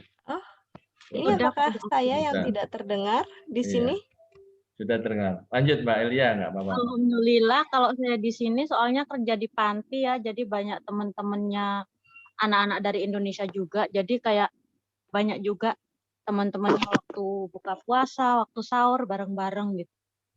Paling ya gitu kalau kerja siang karena yang diurus banyak, rasanya itu hausnya itu. Masya Allah, tabarakallah ya, semoga. Tenggorokannya kadang kering banget. Iya ya Allah, semoga Allah mencatatkan pahala kesabarannya. Kalau siang itu 2 orang mandiin 16 anak. Masya Allah. Jadi pas jam 1:30 itu kan mulai mandiin tuh. Aduh lagi kering-keringnya tenggorokan. Oh iya. Yang dimandiin anak banyak banget lagi. Paling rasanya kalau pas siang itu. Tapi kalau waktu buka, waktu sahur gitu, alhamdulillah. Soalnya bareng-bareng banyak temennya, jadi kayak terasa di Indonesia gitu. Masya Allah, tabarakallah. Ternyata banyak sekali ya teman-teman di luar sana yang tetap melaksanakan pekerjaan kewajiban gitu ya, namun tetap istiqomah untuk menjalankan ibadah puasa ya. Insya Allah semoga Allah menghadiahkan pahala yang berlipat-lipat ya atas kesabaran gitu ya menjalankan ibadah puasa. Mbak Jumini bisa diulang tuh. Tadi Pak Aris bisa dengar kok. Oh, Pak Aris bisa dengar ya. Baik, Mbak Jumini silahkan. Mbak Jumini, apakah terdengar suara saya?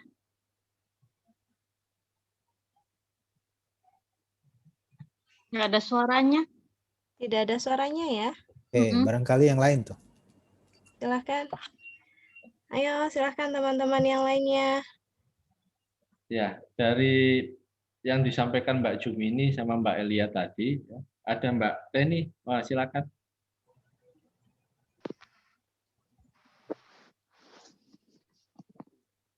Mbak Teni, diaktifkan terlebih dahulu mikrofonnya.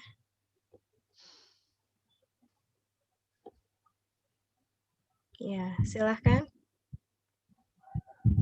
Halo, aku Teni dari Taipei. Menurut aku sih puasa di Taiwan tuh gimana ya? Kayaknya ya beda jauh sama di Indonesia. Sedangkan di Indonesia tuh bisa kumpul keluarga, apapun kita bisa beli ya sendiri. Sedangkan rumah saya tuh pegunungan. Kita sulit tuh pengen beli makanan kayak semacam jaburan gitu loh. Susah. Ingin beli makanan yang buat menu-menu buka puasa tuh kayaknya sangat sulit gitu. Kita cuma bisa nangis gitu.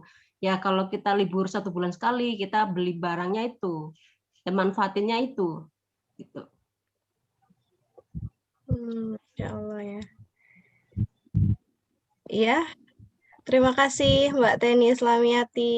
Juga ternyata mungkin teman-teman yang lain gitu ya yang ada di Taiwan gitu, pekerja migran Indonesia, semuanya warga negara Indonesia yang ada di Taiwan mungkin merasakan hal yang sama namun dengan nuansa yang berbeda-beda gitu. Ada yang itu ya kesulitan untuk membeli makanan-makanan yang mungkin terbiasa kita makan di Indonesia, jadi untuk mengobati rasa kangennya jadi harus beli jauh-jauh hari ya. Silahkan untuk Mbak Jumini, apakah sudah bisa? Mbak Hanifah ada. Mbak Hanifah, ya silahkan Mbak Hanifah. Assalamualaikum warahmatullahi wabarakatuh. Waalaikumsalam. Pengalaman saya dulu waktu kerja di Taiwan karena di pedesaan juga itu dan nggak ada orang Indonesia di sekitar, maksudnya PMI itu jauh. Jadi kalau mau sahur itu kadang sering nggak sahur. Kan beda jauh karena di sana tuh jam 2, jam setengah 3, setengah 4 itu udah imsak. Sedangkan di Indonesia kan jam setengah 5, jam 4 baru imsak. Jadi gimana ya, kayak wah gitu. Terus itu puasanya lebih panjang gitu. Terus suasananya juga panas. Terima kasih, begitu saja. Ya, terima kasih. Mbak Supriyati ya, ini sebenarnya nama aslinya Mbak Supriyati ya? Oh, iya, iya Bu ya. Menyesuaikan sama Facebook ini. Oh iya, baik. Terima kasih atas sharingnya. Silahkan teman-teman yang lainnya. Mbak Ika, silahkan Mbak Ika, Sulaika.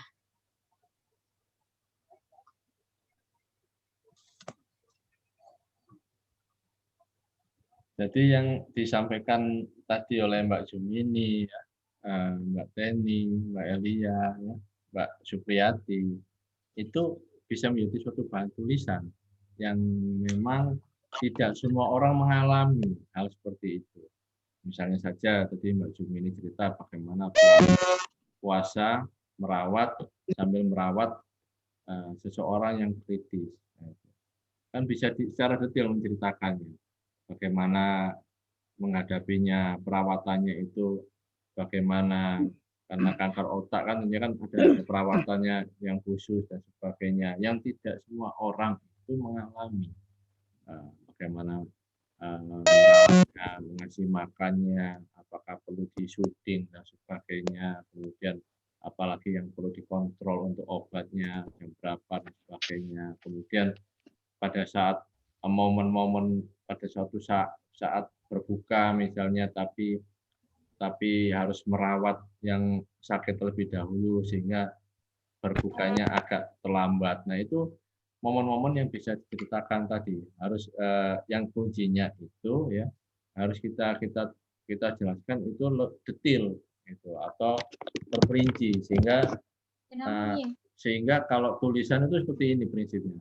Jadi tulisan tulisan itu yang kita tulis itu ya itu diusahakan orang tidak bertanya lagi terhadap yang kita tulis. itu beratnya tulisan dibandingkan dengan omongan. Kalau omongan orang bisa bertanya lagi, itu bagaimana ya? Tapi kalau tulisan kan nggak bisa bertanya kepada penulisnya gitu. Ini bagaimana? Nah, jadi artinya yang di awal dulu yang perlu dibiasakan itu adalah menuliskan yang rinci, sehingga dengan anggapan orang tidak akan bertanya lagi atau tidak muncul pertanyaan lagi. Nah, seperti itu. Kalau saya bicara di publik di sini akan lebih mudah daripada misalnya harus menjelaskan secara terperinci tulisan. Kenapa? Kalau nggak jelas kan bisa bertanya lagi kan. Nah, itu kuncinya seperti itu. Ya. Jadi ada prinsip-prinsip yang harus kita pegang, yang tadi seperti Mbak Supriyati, bagaimana sampai tidak sahur karena jauh dan sebagainya, itu kan masih belum terperinci. Jauhnya itu bagaimana? Suasana di desa itu, di pegunungan, di Taipei itu yang ditinggali itu bagaimana? Ya, apakah sama desa yang ada di Indonesia pada umumnya sama seperti di Taipei? Mungkin jarak rumahnya kan dari segi jalannya saja berbeda, meskipun sama-sama desanya kan itu kan. Kemudian dari segi jaraknya antar rumah saja berbeda kan begitu. Sehingga berbeda karena di sana tidak mungkin ada jualan orang-orang menu sahur kan begitu. Nah, itu yang membedakan di situ harus ditulis, nah, secara rincinya ditulis itu. Jangan dianggap orang itu tahu kan begitu. Saya ngomong seperti ini aja menebak-nebak kan begitu. Menebak-nebak seperti halnya misalnya pedesaan yang ada di Gunung Kinabalu misalnya yang ada di Malaysia, itu kan berbeda seperti yang ada di Indonesia. Jaraknya jauh-jauh ya kan. Bisa jadi antara satu muslimnya juga tidak ada, minoritas dan sebagainya, itu kan bisa dijelaskan. Nah, seperti itu Bu Lia. Nah, mudah-mudahan bisa membantu. Ya, baik Pak, terima kasih untuk tanggapannya atas sharing dari teman-teman semuanya. Di sini Bapak, sebelum kita lanjut ke sharing dari teman-teman yang lain, ada salah satu pertanyaan yang ada di chat box dari Mbak Zafia Tarawati. Beliau adalah siswa BJI kelas 11. Bapak, bagaimana sih gitu rasa tips untuk menjauhkan rasa malas dari menulis gitu? Tips untuk menjauhkan rasa malas dari menulis, Iya. Itu adalah menulis. Sangat simpel tapi maknanya ini luas sekali ya Bapak ya. Bisa lebih dijabarkan Bapak mungkin? Jadi tulislah apa yang ditulis gitu loh. Jadi entah mau di kertas, mau di note dan sebagainya, mungkin ditulis dulu gitu loh. Iya, betul sekali ya Pak. Iya, jadi jangan harus lengkap di depan komputer atau di depan laptop atau harus di gadget yang canggih, tidak. Ya mau di kertas-kertas yang tidak kepakai, di belakangnya dijepret, kemudian ditulis ya juga nggak apa-apa kan begitu. Itu saja, nggak terlalu rumit-rumit begitu. Betul sekali. Iya, sama halnya tips bagaimana bisa rasa malas untuk makan. Ya sudah, makan saja begitu. Oh iya, betul sekali ya Bapak. Iya. Jadi ya makan apapun itu. Nantinya kalau sudah terbiasa kan nanti kan terbiasa dia untuk makan. Nah itu. Betul sekali. Iya, jadi menulis saja ya Bapak untuk menghilangkan rasa malas itu. Ya, mungkin untuk kita semua yang ada di sini ya. Ya, bahkan Imam Syafi'i pun mengatakan dalam nasihatnya, tulislah apa yang kalian dengar walaupun itu adalah pada tembok gitu ya, pada dinding yang ada di sekitar kita gitu. Jadi Mbak Zafia untuk menghindari rasa malas itu langsung saja tulis gitu apa ide-ide yang muncul, barangkali ditemani dengan apa snacknya gitu ya untuk menumbuhkan semangatnya gitu. Atau gini Bu Lia, misalnya kan lagi timbul rasa malas ya tulis saja. Sekarang saya lagi malas menulis. Kenapa kok saya malas ya? Kan begitu tidak apa-apa. Betul. Betul sekali ya. Gitu. Jadi, mungkin Bapak kan orang itu setiap orang kan mempunyai karakter, bakat kesenangan yang berbeda-beda gitu Bapak. Ada tipe orang yang memang menulis itu butuh ketenangan seperti itu Bapak. Itu bagaimana ya Bapak untuk tipsnya gitu agar kita bisa mengetahui sih, oh iya kita tuh bakatnya di sini atau kita tuh idenya muncul pada saat begini atau begitu, seperti itu Pak. Mohon penjelasannya. Itu berasal dari pembiasaan atau kebiasaan. Ya. Ada orang yang justru dia dengan musik malah justru bisa menulis. Ada yang ketenangan, butuh ketenangan baru bisa menulis. Jadi artinya begini, jadi kita pembiasaan atau membiasakan diri kita itu untuk bisa melakukan kegiatan menulis dalam situasi apapun. Jadi jangan kita yang mengkondisikan lingkungan, tapi artinya atau jangan lingkungan itu harus nurut terhadap kemauan kita. Gitu. Tapi kitalah yang harus menyesuaikan terhadap lingkungan yang ada. Nah itu. Nah kalau lingkungan itu harus sesuai dengan kita, ya kita stres, nggak akan bisa melakukan apapun. Gitu. Nah saya yakin mbak-mbak dan mas-mas mbak-mbak yang ada di Taiwan itu juga sudah terbiasa. Artinya apa? Terbiasa terhadap apa yang ada di sana. Tidak harus sesuai dengan, saya di kampung saya itu situasinya seperti ini. Kalau harus sama, ya nggak betah. Gitu. Saya yakin seperti itu. Nah, karena masih artinya bisa bertahan, saya yakin mbak-mbak ini tough atau kuat untuk bisa atau bisa menyesuaikan diri terhadap lingkungan itu tadi. Itu kuliah, semoga bisa membantu. Terima kasih Bapak atas jawabannya.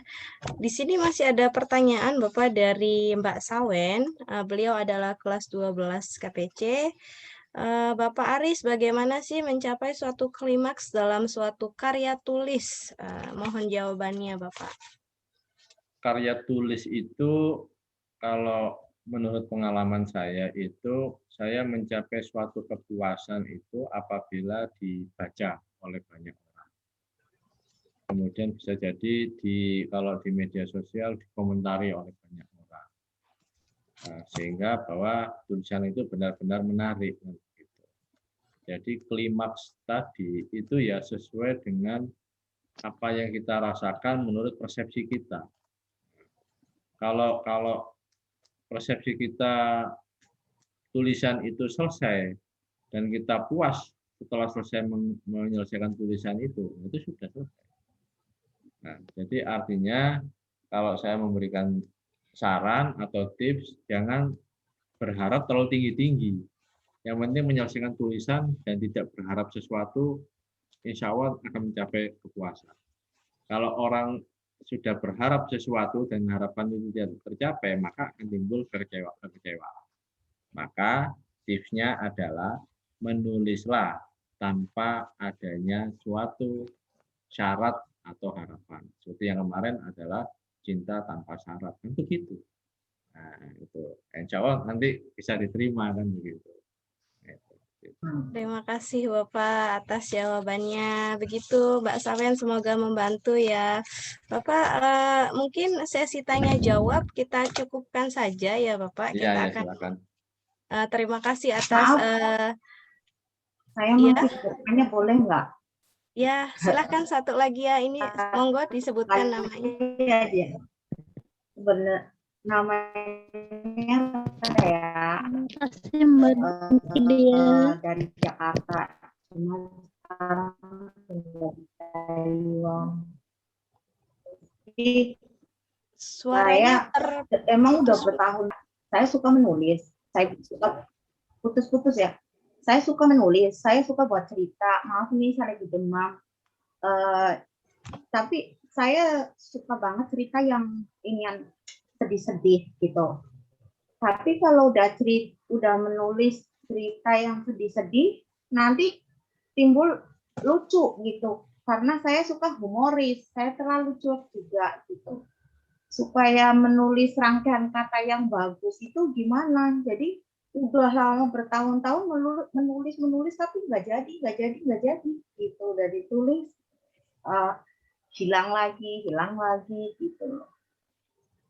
Itu supaya cara menulis yang rapi itu gimana? Cerita sedih dicampur lucu itu gimana bagusnya, Pak? Itu aja. Terima kasih. Ya, terima kasih Mbak atas Kedengaran pertanyaannya. nggak? Dengar. Mohon jawabannya Bapak. Ya, jadi hidup ini kan bukan selamanya sedih dan tidak juga selamanya lucu atau bahagia. Jadi pasti ada kesedihan, pasti ada kelucuan dan kebahagiaan yang kita alami. Jadi memang cerita yang baik tadi ya tadi ada kesedihan, ada kebahagiaan. Tidak terus melulu atau terus menerus sedih terusan begitu. Kalau terus menerus sedih terus ya orang akan malas untuk membacanya. Ini kapan ketemu bahagianya? Nah, kemudian kok terus menerus bahagia terus kapan orang ini akan sedihnya atau susahnya? Nah, sehingga dalam untuk menulis ya dituliskan saja nggak apa-apa. Artinya dalam kesedihan itu nantinya juga ada himanya, kemudian muncul kelucuan atau kebahagiaan dan sebagainya. Karena memang juga di Al-Quran ya kan juga setiap kesulitan pasti ada kemudahan kan begitu. Itu yang kita pegang ya. Sebenarnya begini, ada hal yang menarik yang ingin saya sampaikan ya, bahwa inspirasi tulisan itu alur yang paling bagus itu adalah cerita yang ada di dalam Al-Quran. Karena di dalam Al-Quran itu potretnya itu sangat lengkap ya. Karena memang di situ juga ada kesedihan, di situ ada juga kebahagiaan, di situ juga ada perjuangan dan sebagainya. Apalagi dalam kisah-kisah nabi-nabi itu kan juga ada rasa kesedihan, bagaimana Nabi Ayub itu sakit, yang tentunya sakitnya itu durasinya juga panjang sampai ditinggal keluarganya dan sebagainya. Itu rasa kesedihan. Kemudian juga ada rasa kebahagiaan, ya. Ada rasa kesenangan. Bagaimana cerita Nabi Sulaiman, Nabi Daud dan sebagainya, seorang raja.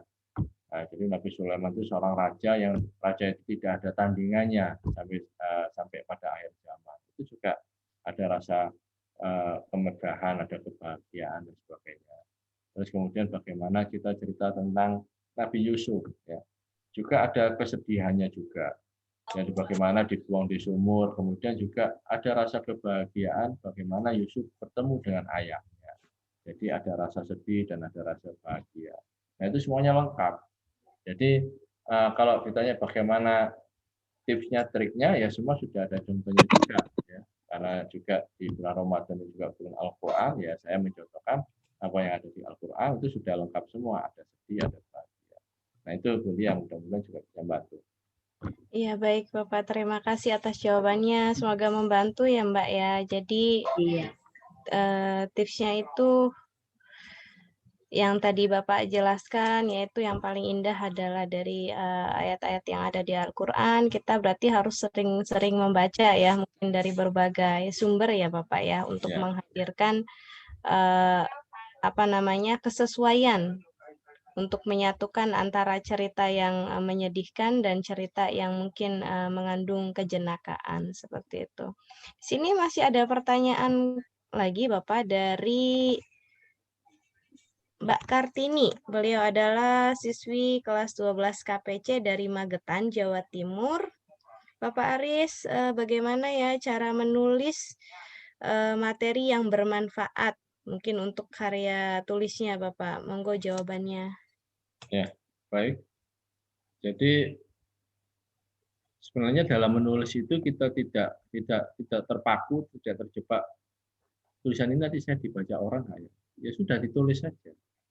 Ditulis saja tentang materi-materi yang kita sukai, materi-materi yang kita kuasai, itu yang ditulis saja. Nah, jadinya nanti kita bisa setelah gini, jadi nanti kita bisa membandingkan mana orang yang suka terhadap bidang tulisan kita. Itu misalnya kita pasang di plot itu di medsos misalnya. Nah, kita pasang aja beberapa tulisan, beberapa jenis tulisan. Nah, nanti kalau ada yang banyak komentar, ada yang banyak like, oh berarti orang-orang itu suka pada model tulisan seperti ini. Nah, itu saja salah satu tipsnya atau triknya. Nah, itu. Kalau belum nulis sama sekali ataupun hanya satu kali menulis, kita kan nggak tahu tulis orang itu sukanya tuh yang model bagaimana, kan begitu. Nah, kita jadi tahu itu kalau kita sudah banyak tulisan kita. Jadi kita bisa, oh iya, tulisan orang tuh yang suka itu ini. Nah, itu ya, mudah-mudahan bisa bantu. Ya, terima kasih Bapak atas jawabannya. Jadi teruslah menulis Mbak Kartini. Terima kasih Bapak Aris. Sama-sama. Terima kasih kembali. Oh iya Bapak, di sini juga masih ada. Mohon ya Bapak, mohon kesediaan atas waktunya. Jadi ini juga kebetulan waktunya sudah larut ya, tapi di sini teman-teman masih semangat semuanya, alhamdulillah ya, walaupun sudah larut gitu. Di sini ada dari Mbak Nisa Ulsetiani. Biar tidak terdistraksi saat menulis gitu,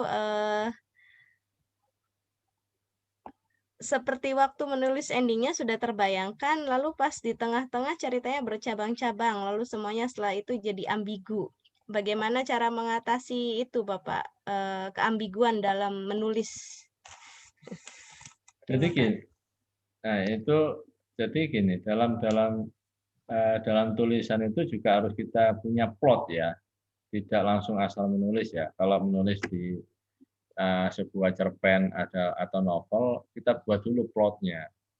Jadi ada plot tulisan atau ceritanya itu nantinya arahnya kemana, awalnya mana, nanti isinya bagaimana, itu kita buat plotnya dulu. Nah, kita buat rancangannya dulu, rencananya dulu. Jadi kita tidak harus langsung menulis, kemudian nantinya saya kepinginnya nanti ceritanya ke sini, nanti di tengah-tengah nanti seperti ini, ya. Nanti yang bagus enaknya nanti yang pemeran utamanya nanti seperti ini. Nah, itu nanti akan jadi ambigu. Tapi kalau kita sudah bikin plotnya dulu, ya, maka kita akan menulis sesuai dengan perencanaan plot yang kita tulis. Nah, sehingga nanti tidak muncul ambigu. Jadi macam seperti kita membuat perencanaan mau perjalanan ya dari kota A ke kota B. Nah, kalau kita nggak buat perencanaan, nah kita akan ambigu. Setelah naik bis kita turun naik ojek, dari naik ojek kita turun naik becak seperti itu. Tapi kalau kita buat perencanaan dari terminal A ke terminal B, kemudian dari terminal B naik angkot, dari angkot kita naik ojek, nah itu kan ada perencanaan. Nah, kalau tidak ada perencanaan nanti kita bingung ya, itu menarik ya. Nah, kita naik itu lagi, nah, itu akan kita rancu, capek sendiri kalau perjalanan. Jadi itu Bu yang mudah-mudahan bisa bantu. Terima kasih Bapak atas jawabannya. Mungkin kalau boleh ditambahkan, dalam karya menulis kita juga harus mengenal yang namanya 5W 1H mungkin ya Bapak, yang harus diterapkan agar kita tidak kehilangan ide atau merasa ambigu di tengah-tengah penyusunan naskahnya, karya tulisnya. Mungkin seperti itu ya Bapak ya. Insya Allah 5W 1H, nanti kalau Pak Bambang juga berkenan lagi, insya Allah kita bisa pada topik yang khusus lagi, 5W 1H. Dengan catatan, saya juga bisa melihat beberapa tulisan yang sudah dikumpulkan, kan begitu. Jadi betul. Bisa beda kasusnya gitu. Betul, dengan catatan yang lain juga Bapak, jadi para peserta itu harus hadir semua sampai sesinya selesai ya Bapak ya. Tidak boleh di awal ataupun di tengah-tengah atau istilah zaman sekarangnya di PHP-in gitu, jangan ya. Karena kalau 5W 1H-nya nanti tengah-tengah, nanti jadi 3W jadi ya, bukan 5W lagi. Oh iya, betul sekali ya. Jadi maknanya berkurang ya. Jadi harapan kami teman-teman juga tetap setia sampai akhir ya pada sesi pelatihan ini. Sebelum kita memasuki pada sesi terakhir, Bapak mohon kesediaannya untuk teman-teman semua yang telah hadir untuk membuka kameranya. Jika memungkinkan, kita akan melakukan sesi foto bersama ya, untuk mengabadikan momen pada sesi kedua hari ini. Ya, silahkan boleh diaktifkan sebentar kameranya. Oh, ada yang baru bangun sepertinya, Mbak Hima ya? Oh, tidak. Oh, iya, baik. Silahkan. Ya.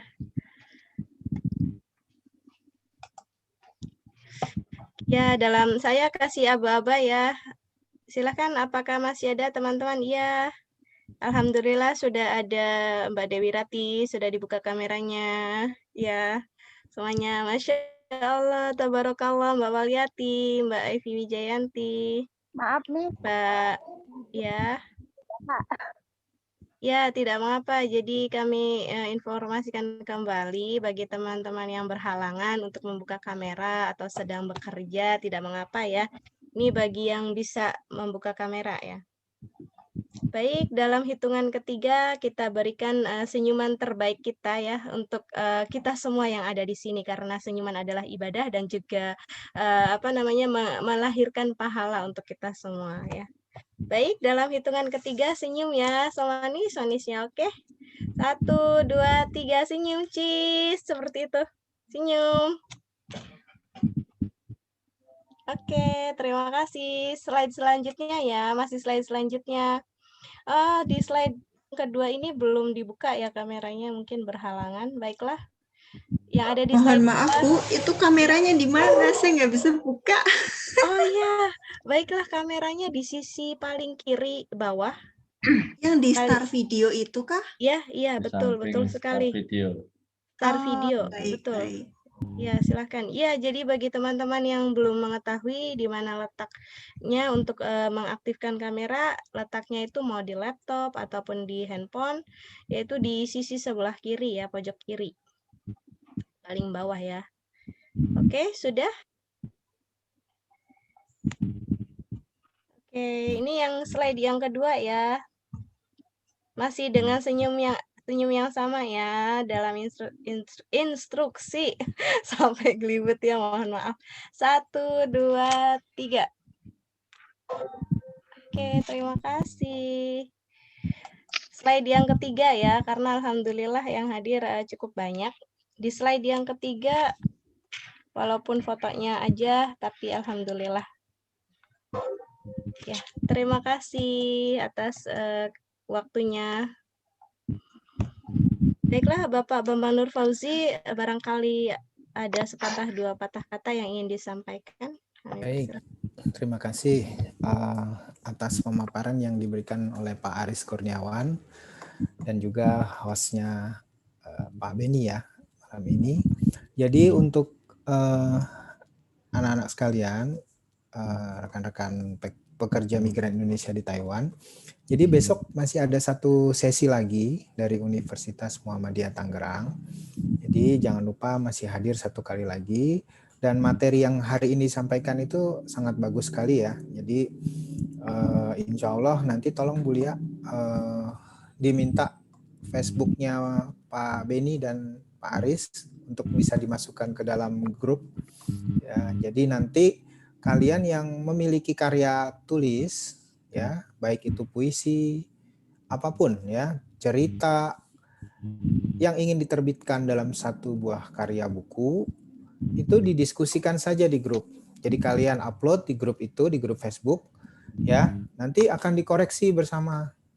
Ya Pak, ini bentuk tulisan saya benar atau salah. Nanti akan diperbaiki. Jadi kalau misalkan Pak saya nggak mau diketahui karena ini sifatnya pribadi, misalkan ingin disamarkan namanya, boleh nanti tanya ke Bu Lia itu emailnya mana ya. Baik Bapak. Hasil dari kelas menulis ini bukan selesai sampai di sini, tapi ini justru baru awal permulaan kita ya untuk menghasilkan sebuah karya buku. Jadi bukan berakhir, justru ini baru awal. Insya Allah Pak Aris, ya Pak Beni dari UMG akan terus mendampingi. Ya, nanti kalau sudah banyak pertanyaan dirasakan kurang lagi kelasnya, ya dibuka lagi sesi untuk tanya jawab ataupun memberikan materi-materi tentang pertanyaan-pertanyaan yang belum terjawab di grup tersebut. ya. Jadi nggak usah sungkan, nggak usah malu. Justru grup itu harus dihidupkan, ya, harus sebagai sarana untuk pembelajaran. Ya, jangan lupa satu sesi lagi dan nanti setelah selesai kita start untuk merancang sebuah karya buku. Jadi yang malas menulis ya tulis saja, tadi sudah disampaikan ya. Saya malas menulis tapi saya memiliki karya. Nah, sudah ya. Jadi sudah menulis itu ya. Dan kalau nanti Pak Aris, Pak Beni bisa melihat itu ya di Facebook itu luar biasa itu tulisannya teman-teman ya. Jadi ada sebuah tulisan yang sangat bagus sekali yang dari beberapa itu bagus-bagus ya. Ada yang puisi ya. Ini kalau saya bacakan nih ada satu tulisan yang bagus nih. Siapa dari coba ya. Ini tulisan siapa nih? Ada dari Mbak Kartini juga ya. Yeah. Terus ini ada dari ini coba saya Mbak bacakan Hima, sedikit. Bapak mungkin. Saat air mata sudah hampir mengering, saat asa dan impian akan sebuah cita semakin memudar, ya. Saat keputusasaan hampir saja tidak menemukan ujung, takdirlah yang menemukanku denganmu. Kunya siapa nih? Denganmu aku mulai mengusap air mataku, denganmu aku sedikit demi sedikit menggapai asa, cita, dan impian, dan denganmu keputusasaan akan menghilang dan berganti sebuah harapan. Tak banyak yang bisa ku sampaikan. Hanya besar terima kasihku untukmu, tempatku menimba ilmu. Tempatku mendapatkan wawasan dan pelajaran.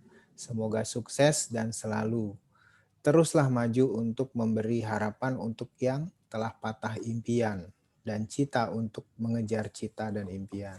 Terima kasih Lembaga Pendidikanku atas kesempatan dan bimbingannya. Pendidikan Kesetaraan Taiwan, CLC Baktija Indonesia, Universitas Muhammadiyah Gresik, Universitas Muhammadiyah Tangerang. Jadi sudah bagus-bagus tulisannya ya, dan Allah, tidak ada kata nggak bisa, ini harusnya memang sudah tinggal dilancarkan, dan ini nanti dibukukan ya. Pokoknya wajib Bu Lia, di setiap siswa yang ada di sini yang ikut peserta ini mengirimkan tulisannya untuk kita jadikan sebuah karya buku. Ini baru satu dari sekian banyak ya, ada puisinya dari Mbak Kartini, ada dari Mbak Dewi, ya banyak sekali ya. Ya, yang sudah jadi, masuk. Ada juga yang sudah masuk ya tulisan-tulisannya. Betul, jadi nanti sudah kami terima gitu. Tolong dibantu Pak Aris untuk memandu supaya menjadi karya buku. Saya ucapkan terima kasih pada Pak Aris, Pak Beni, salam kami semua dari Taiwan ya, untuk Pak Rektor, ya, Pak Dekan, Ibu Paulina, Pak Kepala LPD PM, dan juga dosen-dosen di Universitas Muhammadiyah Gresik. Kami dan teman-teman di Taiwan ini menunggu kehadiran Pak Aris dan teman-teman di Taiwan, karena insya Allah ya teman-teman, ini sedang dirancang satu program bagaimana jika suatu saat ya insya Allah COVID berlalu, teman-teman dosen dari Muhammadiyah Gresik bisa berkunjung ke Taiwan, bisa bersilaturahmi ke kita semua. Jadi nanti kelas menulisnya sambil duduk-duduk di Taipei Main Station ya, sambil apa tuh Mbak Kartini bawa baksonya, Mbak Jumini semua di sini ya. Iya, Masya Allah, tabarakallah. Jadi nanti literasi kuliner ya Pak ya, kalau sudah sampai di Taiwan. Ya, sediakan bakso kalau datang ke Taiwan. Ya, bagian icip-icipnya nanti saya dan Pak Aris sama Pak Beni dan Pak Rektor. Ya. Oke. Makasih ya teman-teman atas kehadirannya. Terima kasih Pak Beni. Kita ucapkan terima kasih ya secara bersama-sama buat Pak Beni dan timnya dari Universitas Muhammadiyah Gresik. Terima kasih Pak Beni ya. Semoga Pak Aris, semoga silaturahmi dapat terus terjalin. Dari saya cukup sekian. Saya kembalikan ke Bu Lia. Ya, baik Bapak, terima kasih. Kita aminkan bersama-sama ya doa yang mengalir tulus dari beliau, Bapak Bambang Nur Fauzi. Perkenankan saya membacakan kesimpulan dari materi yang telah disampaikan dari awal sampai akhir ini yang disampaikan oleh Bapak Aris Kurniawan. Jadi untuk semua yang hadir pada malam hari ini, khususnya saya, jadilah diri kita sendiri, teruslah berkarya, teruslah menulis, jadilah pemandu untuk diri kita sendiri, terangilah diri kita semuanya dengan ilmu yang bermanfaat. Dari saya mohon maaf atas segala kekurangan. Terima kasih atas segala perhatian, atas kehadirannya. Terima kasih Bapak Aris Kurniawan atas materi yang telah disampaikan. Terima kasih Bapak Beni Kumara yang selalu setia mendampingi kita semua dari awal sampai akhir. Terima kasih Bapak Bambang Nur Fauzi. Terima kasih untuk teman-teman semuanya yang tidak bisa disebutkan satu persatu namanya. Semoga kegiatan pelatihan online pada malam hari ini dicatatkan sebagai amal ibadah dan dicatatkan juga pahalanya untuk kita semuanya. Kita tutup acara ini dengan bersama-sama membaca hamdalah. Alhamdulillahirrahmanirrahim. Dan mari kita bersama-sama membaca doa kafaratul majelis. Subhanaka Allahumma wa bihamdik asyhadu an la ilaha illa anta astaghfiruka wa atubu ilaik. Wassalamualaikum warahmatullahi wabarakatuh. Waalaikumsalam warahmatullahi wabarakatuh. Aris, terima kasih Pak Aris. Terima kasih. Terima kasih. Aris, terima kasih. Terima kasih. Selamat beristirahat. Selamat malam. Selamat malam, Pak. Terima kasih. Terima kasih Kak Lia. Terima kasih. Iya.